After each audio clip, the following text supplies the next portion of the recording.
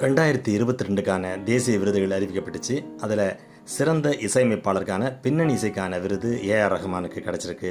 தேசிய விருது வாங்கின இசையமைப்பாளர்களில் ரஹ்மான் தான் இந்தியாவிலேயே நம்பர் 1 இருக்கார். இது வரைக்கும் 7 முறை அவர் நேஷனல் அவார்டு வாங்கியிருக்கிறாரு. ரஹ்மான் பார்த்தீங்கன்னா அவரோட ரோஜா படத்துக்காக தான் முதல் படம், அதுக்கே அவர் நேஷனல் அவார்டு வாங்கிட்டார். அதற்கு பிறகு மின்சார கனவு படத்துக்காக வாங்கினார். அப்புறம் லகான் ஹிந்தி, அதுக்கப்புறம் தமிழில் கன்னத்தில் முத்தமிட்டால், அதுக்கப்புறம் காற்று வெளியிடை, அதுவும் தமிழ், மாம் ஹிந்தி, இப்போ மறுபடியும் பொன்னியின் செல்வன் படத்துக்காக சிறந்த பின்னணி இசைக்காக நேஷனல் அவார்டு வாங்கியிருக்காரு. இளையராஜா அவரோட வாழ்க்கையில் 5 முறை நேஷனல் அவார்டு வாங்கியிருக்காரு. முதல் படம் சாகர சங்கமம், அது தெலுங்கு. அப்புறமா சிந்து பைரவி தமிழுக்கு வாங்கினார். அதுக்கப்புறம் ருத்ரவேணை தெலுங்கு, பழசிராஜா மலையாளம், தாராத்தப்பட்ட படத்துக்கு பின்னணி இசைக்காக வாங்கினார். 7 முறை தேசிய விருது வாங்கி இந்தியாவோட நம்பர் 1 இசையமைப்பாளர் தான்றதை ரஹ்மான் மறுபடியும் நிரூபிச்சிருக்காரு.